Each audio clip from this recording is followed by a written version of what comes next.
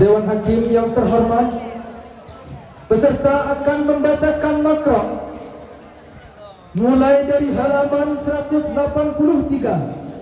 pada kata-kata wa tadabburu qiraati, halaman 183 pada kata-kata wa tadabburu qiraati, sampai dengan halaman 185 pada kata-kata warawa Tirmizi. Assalamualaikum warahmatullahi wabarakatuh. Bismillahirrahmanirrahim. Qala al-musannif rahimahullahu ta'ala wa nafa'ana bihi wa bil ulumihi fid daraini amin ya rabbal alamin. Wa tadabburu qira'atihi ay ta'ammulu ma'aniha. Qala ta'ala afala yatadabburuna al-Qur'ana wa li'an bihi yakmulu maqsudul khushu'i wa tadabburu dhikri qiyasan ala qira'ati wa sunnah idamatu nafri mahalla sujudihi li'anna dhalika aqrabu ila al-khushu'i walau a'ma wa in kana 'inda al-ka'bati aw fi dhalmati aw fi salati al-janazati. Na'am, as-sunnatu ay yaqsira nadrahu ala musbihatihi 'inda raf'iha fit tashahhud li khabrin sahihin fihi wa la yukrahu taqmidu 'ainayhi in lam yakhif ضررا. فائدة يكره للمصلي الذكر وغيره ترك شيء من سنن الصلاة. قال شيخنا وفي عمومه نذر والذي يتجاه تخصيصه بما ورد فيه نهي أو خلاف في الوجوب.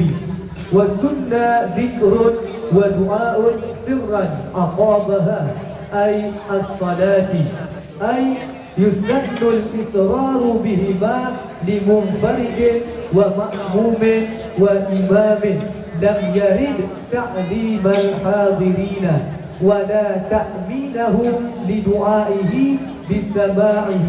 وورد فيهما أحاديث كثيرة ذكرت جملة منها في كتاب إرشاد العباد فاطلبه فإنه مهم.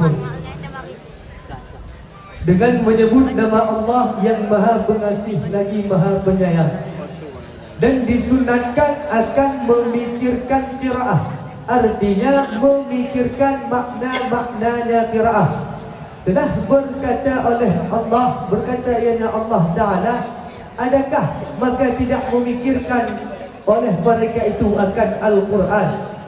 Dan karena bahawa sesungguhnya hal wajaan, dengannya memikirkan itu sempurnalah maksud khusyuk.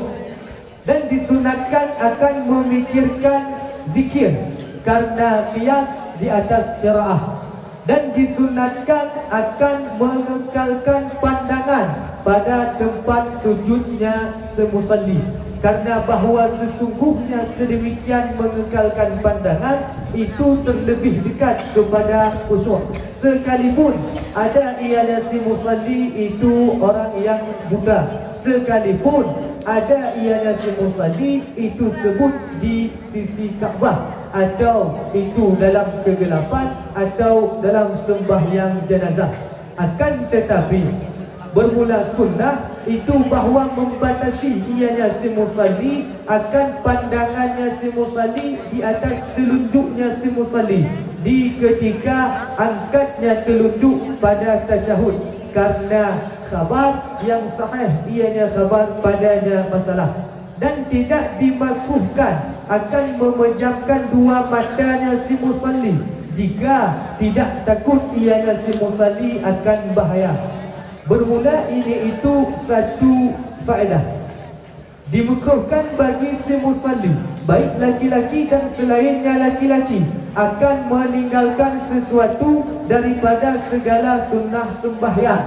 Telah berkata oleh guru kita dan sabit pada umumnya tinggal itu tinjauan. Dan bermula alladhi yang dikuatkan akannya alladhi itu khususnya makruh dengan barang yang datang padanya barang oleh larangan atau khilaf pada wajib, dan disunatkan akan zikir dan doa dengan sir mengiringinya, artinya sembahyang. Artinya disunatkan akan mengecilkan suara dengan keduanya zikir dan doa bagi orang yang sembahyang sendiri, dan bagi si makmum dan bagi si imam yang tidak menghendaki ianya imam akan mengajari orang-orang yang hadir, dan tidak menghendaki ianya imam akan mengamin mereka itu orang yang hadir bagi doanya imam dengan sebab mendengarnya doa. Dan telah datang pada keduanya zikir dan doa oleh hadis-hadis yang banyak ianya hadis. Telah aku sebut akan kumpulan daripadanya hadis dalam kitabku, iaitu Irsyadil Ibad.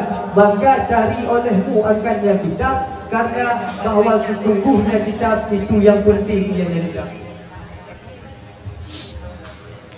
Bismillahirrahmanirrahim. Baiklah, pada kesempatan kali ini kita akan membahas di dalam sembahyang disunatkan kepada kita untuk memikirkan makna-makna bacaan yang kita baca di dalam sembahyang. Yang menjadi dalilnya ialah firman Allah Ta'ala, iaitu apakah mereka tidak memikirkan akan Al-Quran. Dan ilat yang kedua kenapa hukum memikirkan makna-makna qiraah ini sunnah ialah karena tujuan kita dalam sembahyang iaitu khusyuk dapat sempurna dengan sebab adanya memikirkan makna-makna daripada qiraah. Dan juga di dalam sembahyang disunatkan untuk memikirkan makna-makna zikir, yang menjadi ilat kenapa memikirkan makna zikir dalam sembahyang sunat ialah karena kias kepada sunat memikirkan makna-makna qiraah. Dan juga dalam kita sembahyang disunatkan untuk selalu memandang pada tempat sudut. Yang menjadi ilat ialah karena dengan kita melakukan perbuatan tersebut dapat mendekatkan kepada yang namanya khusyuk. Dan ketentuan ataupun hukum sunnah tersebut juga berlaku sekalipun orang yang sembahyang tersebut ialah orang yang Buddha, dan juga sekalipun orang yang sembahyang tersebut sembahyang di dekat Kaabah, ataupun sembahyang pada keadaan yang gelap, atau sembahyang jenazah. Walaupun ketentuannya sedemikian, juga sunnah pada ketika kita mengangkat telunjuk pada ketika tasyahud juga disunahkan untuk memandang kepada telunjuk tersebut, karena juga ada hadis yang sahih pada masalah sunnah untuk memandang kepada arah telunjuk.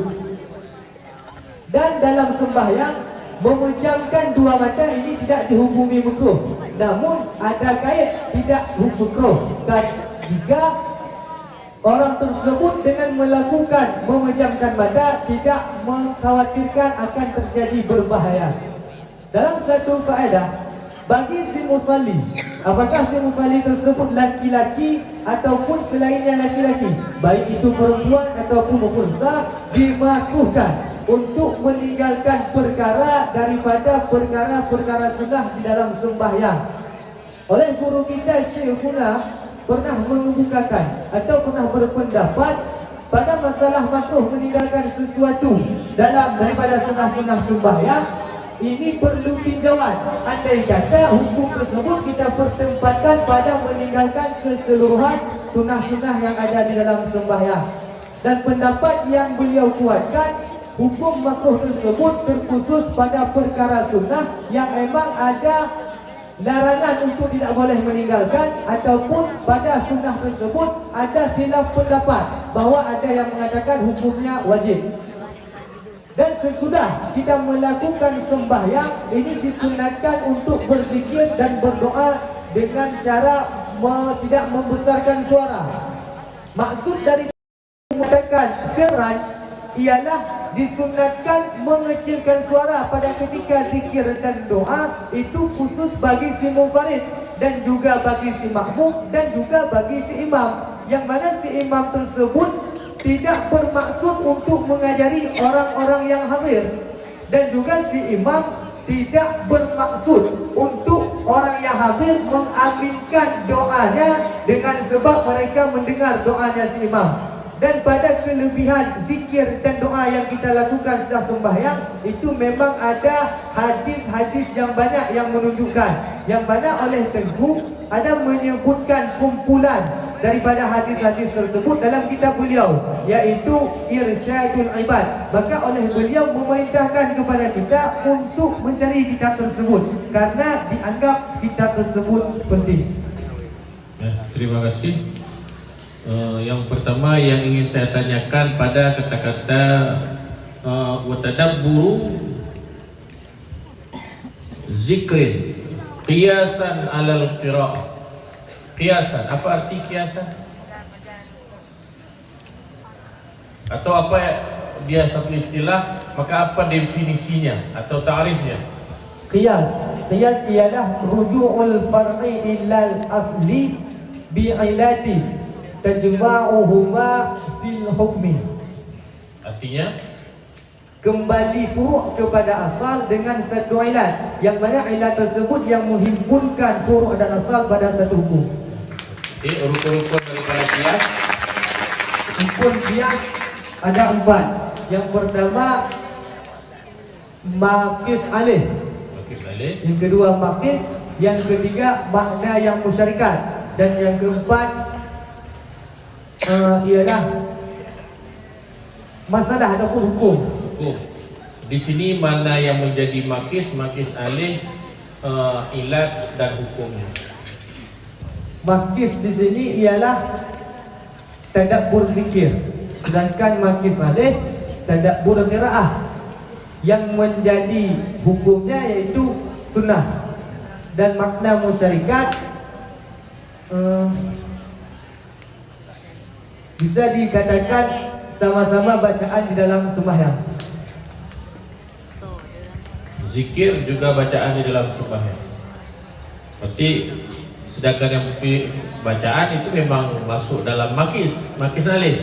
Ya. Tadabbur qiraah menjadi makis alih. Tadabbur zikir makis, yang menjadi hukum sunat. Alasannya apa? Ilatnya apa? Makna yang menghimpunkannya apa? Dapat menyempurnakan maksud kita dalam sembahyang itu khusyuk. Dapat Menyempurnakan maksud khusyuk. menyempurnakan maksud. Terima kasih.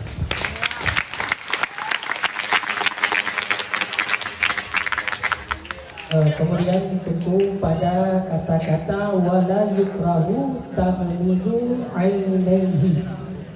Jadi wala yukrahu di situ tidak dimakruhkan. Tidak dimakruhkan di sini hukumnya apa? Nanti masuk dalam hukum taklifi, masuk kepada hukum yang 7, yang mana?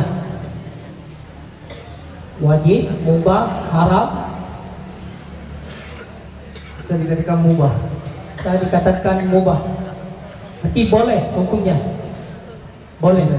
Ada kaitnya illam yakhuf dararah. Jika tidak khawatir ia akan kemudaratan. Jadi dararan di sini apakah memang hakikat daripada darar itulah mudarat, ataupun makna darar di sini adalah hanya sebagai hajat, ada satu keperluan. Bagaimana? Karena di sini tidak dimakruhkan. Jadi seandainya khawatir kepada kemudaratan, hukumnya makruh. Yang ingin saya tanyakan, darar di sini apakah benar dipakai makna darar pada hakikat, ataupun makna darar yang dipakai di sini adalah makna hajat?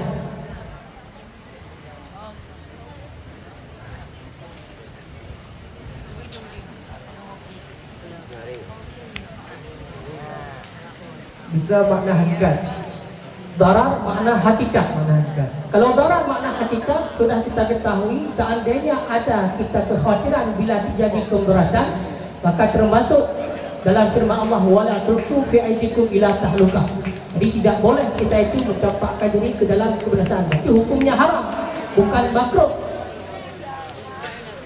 Apakah cocok di sini darar memang makna darar, ataupun darar di sini adalah makna hajat? Berarti jika ada firman Allah yang mengatakan, berarti tidak memakai makna hakikat. Tidak pakai makna hakikat. Cuma kalau ada firman Allah yang mengatakan, Tapi makna hukum di sini tadi tidak dimakruhkan, hukumnya boleh. Ketika ada kekhawatiran adanya keberatan, berarti keberatan di sini maknanya hajat, keperluan. oh, bisa dikatakan itu haram ini. Haram. Coba lihat di dalam i'anah.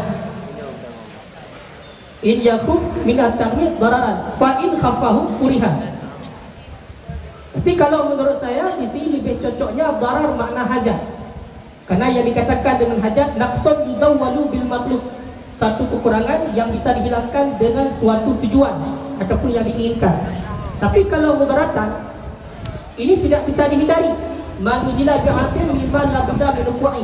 Jadi kalau sudah sampai kepada tingkat keberatan yang sebenarnya, hukumnya haram.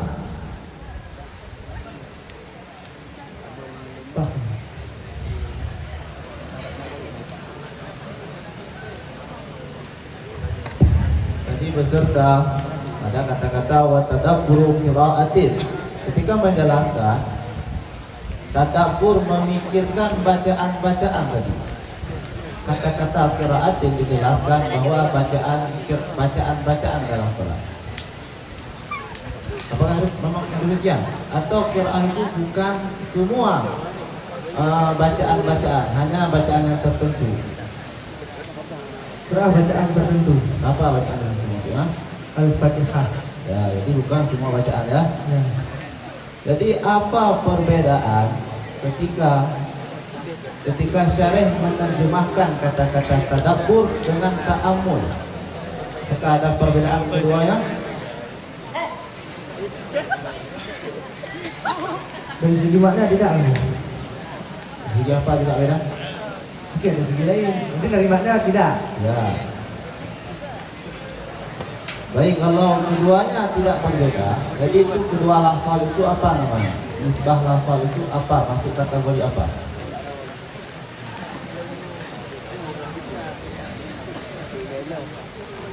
Ya, dua lafal yang sama artinya, dua lafal yang berbeda artinya sama. Itu masuk kategori lafal Muradi. Coba terakhir ta'rif muradi. Ittihadal makna wa ikhtilafal lafzu. Baik, terima kasih. Assalamualaikum warahmatullahi wabarakatuh.